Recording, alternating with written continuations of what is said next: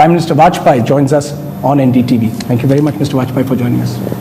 Cricket से शुरू करते हैं क्योंकि केवल चुनाव का माहौल नहीं है, क्रिकेट का भी है।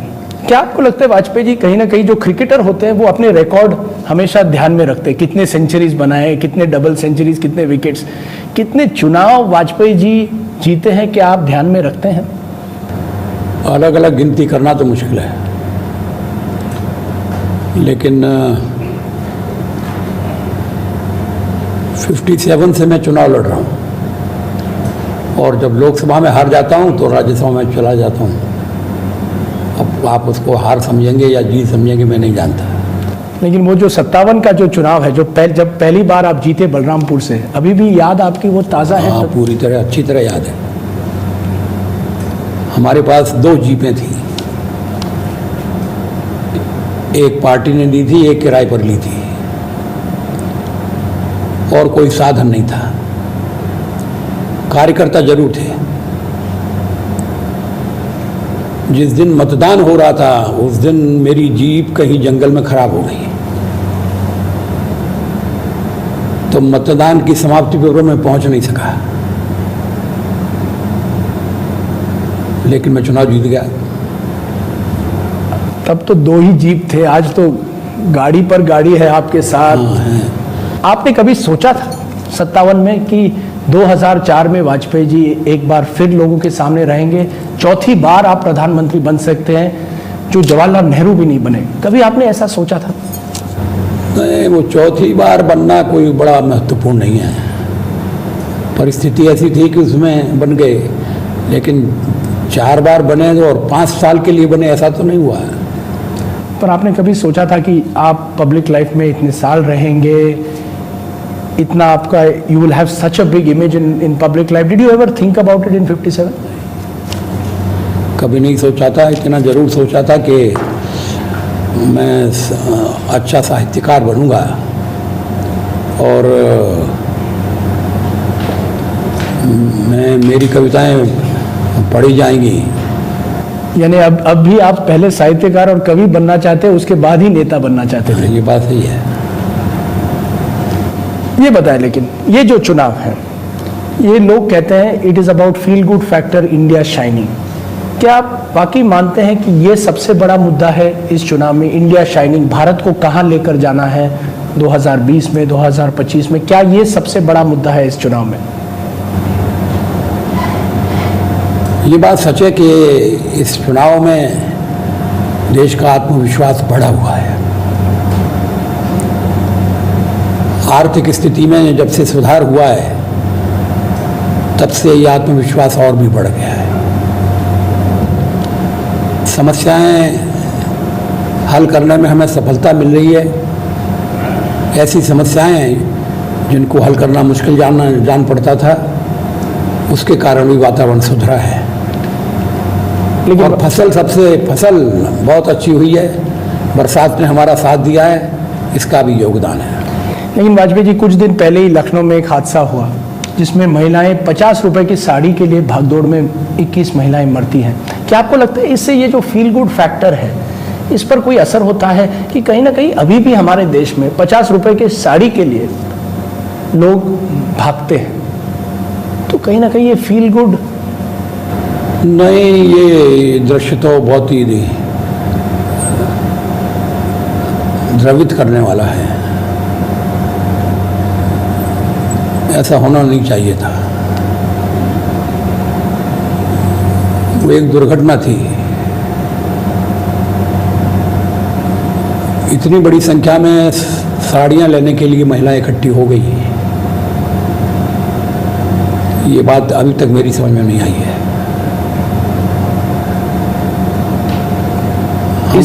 इससे इंडिया शाइनिंग पर कोई असर नहीं पड़ता? आपको लगता है कि हम कहते हैं इंडिया शाइनिंग, भारत उदय? नहीं, असर इतना ही पड़ता है कि भारत के कई पहलू हैं, कुछ चमकते हैं और कुछ अंधेरे में गुम हैं। क्या हम इस समय सिर्फ चमक देख रहे हैं, अंधेरे को देख नहीं? रहे हैं? मगर जब ये झटका लगा जिसने हमें कहा कि नहीं, खाली चमक देखने से काम नहीं चलेगा, दूसरा पहलू भी देखना पड़ेगा। लेकिन वाजपेयी जी, लोगों को लगता है कि ये जिस प्रकार से अब चुनाव होते जा रहे हैं उसमें ज़्यादा हाइप होती है। आपने कहा आपने पहले चुनाव जो लड़े केवल 2 जीप से लड़े।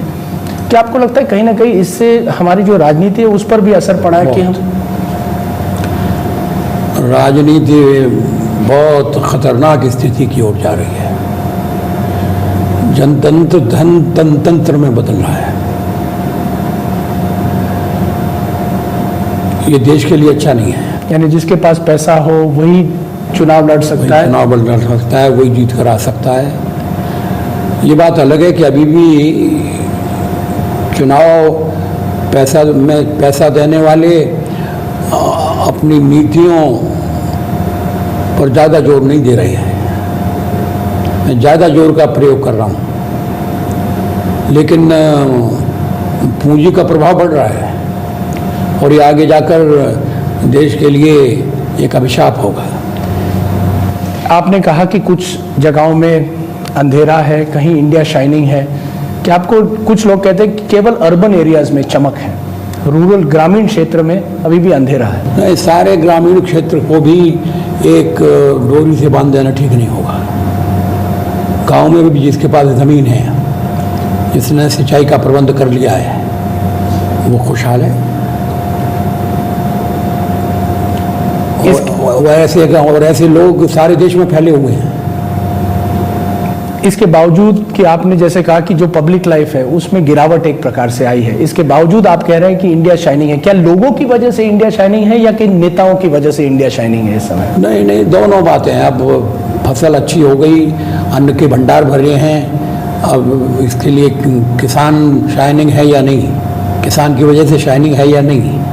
वाजपेयी जी, ये मुझे बताइए कि इस चुनाव में आपने कहा कि एक गिरावट हुई है एक प्रकार से राजनीतिक स्तर में।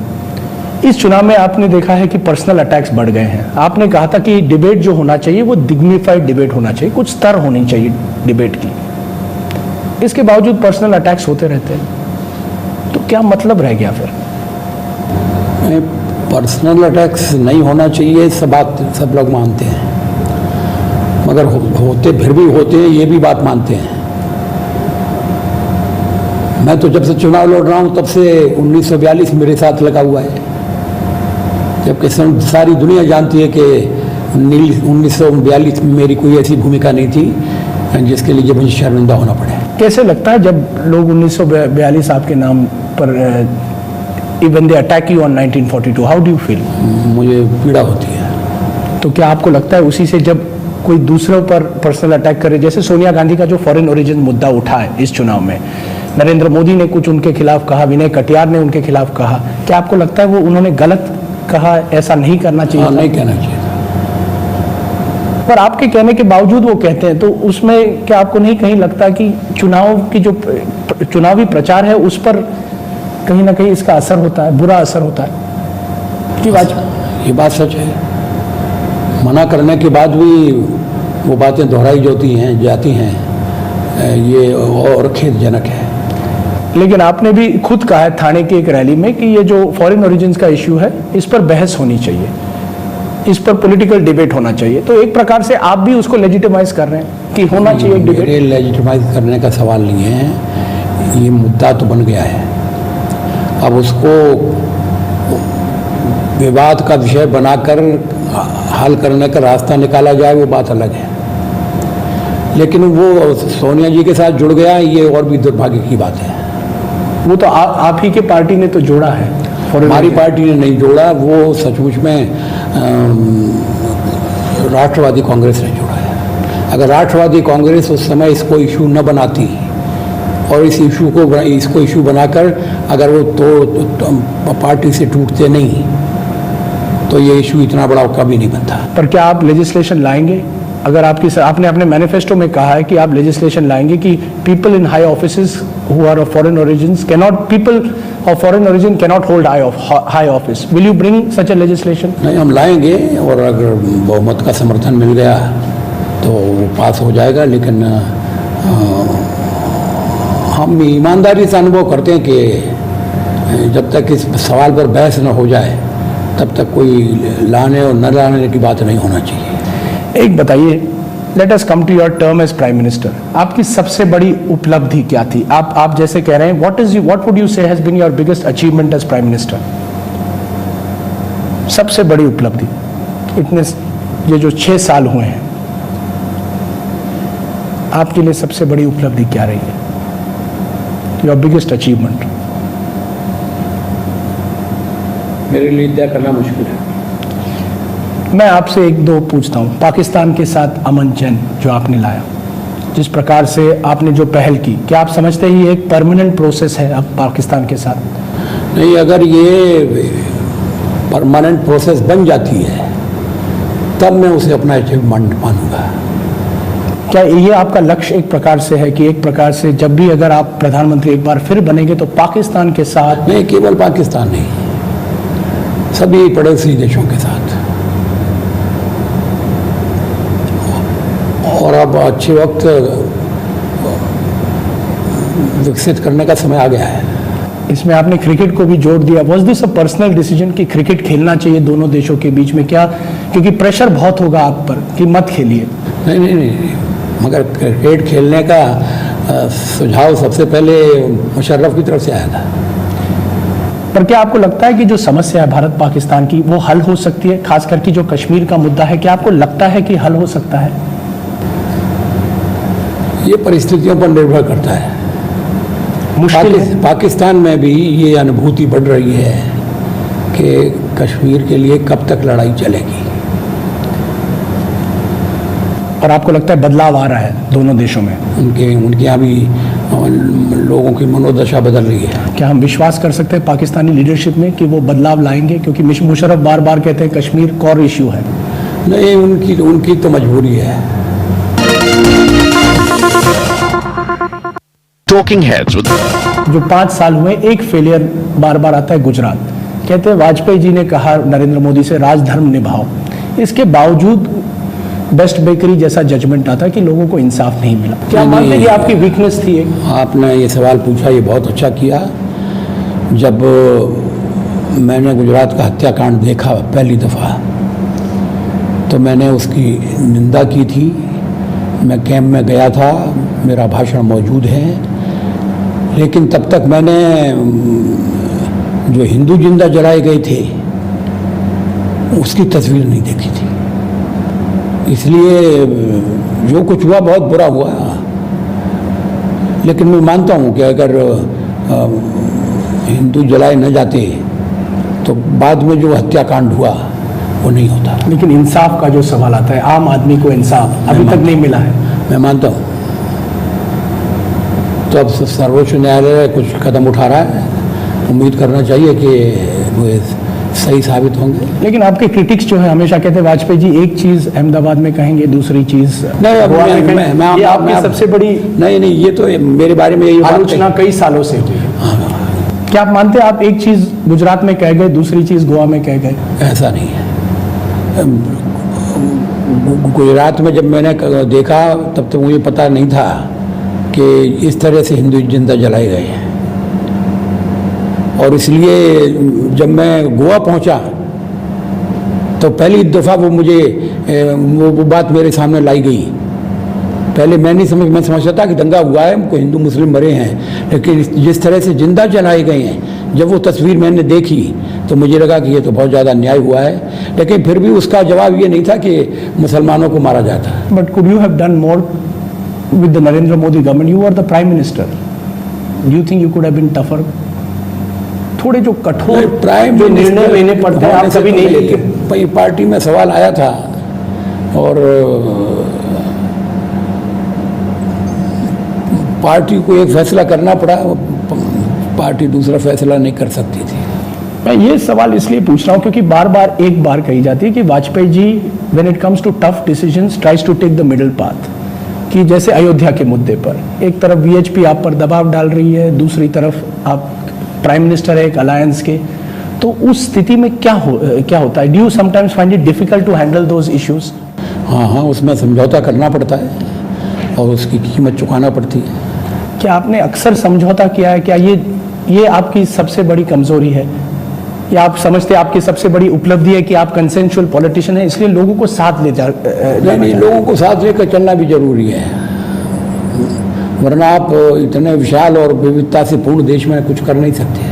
But is that your biggest difficulty running an alliance government, जिसमें एक तरफ जैसे मैंने कहा वीएचपी कहती है कि वाजपेयी निकम्मा प्राइम मिनिस्टर है। अलायंस नहीं, वो मजबूरी है आरएसएस के साथ जुड़े होने की। तो जब वीएचपी आपको अटैक करती है तब आपको कैसे लगता है? जब वीएचपी अटैक करती है, कहती है वाजपेयी जी ने मंदिर का मसला सुलझाया नहीं। मंदिर का मसला सुलझाना मेरे जिम्मे नहीं था, वो मेरे विषयों में नहीं था। मंदिर का मसला सुलझ सकता था, अभी भी मुझे लगता है सुलझाया जा सकता है, और मैं इस मत का था और मैंने अपना मत लोगों के सामने रखा था कि अयोध्या तो टूट गया, मंदिर टूट गया, लेकिन काशी और मथुरा को मानकर कि इनको छुआ नहीं जाएगा, समझौते का रास्ता निकाल सकते हैं। फिर भी मुझे भरोसा नहीं है कि मुसलमानों के सब वर्ग इसको स्वीकार कर लेते हैं।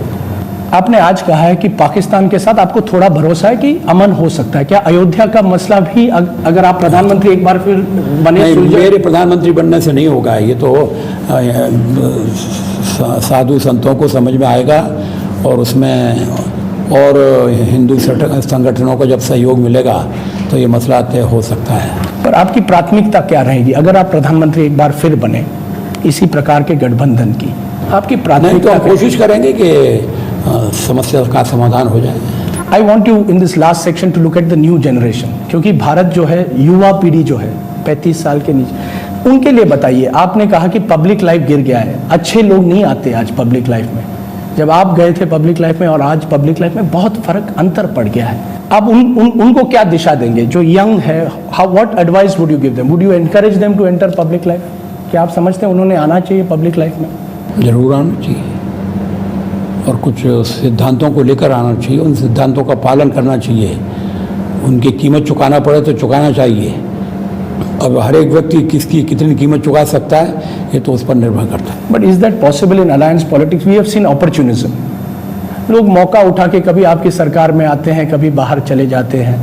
क्या आपको लगता है कि आम आदमी बहुत सिनिकल हो गया है, उदासीन हो गया है पॉलिटिक्स को देख के? थोड़ा बहुत हुआ है, थोड़े पैमाने पर हुआ है, लेकिन अभी भी लोग आदर्श के साथ चलने के लिए तैयार हैं। आपको लगता है इतने साल जब आप पॉलिटिक्स में रहे, कभी आपने कॉम्प्रोमाइज़ किया है? आपके जो आदर्श थे जिससे आप पॉलिटिक्स में आए, क्या आपने कॉम्प्रोमाइज़ आपको करना पड़ा है कभी कभी?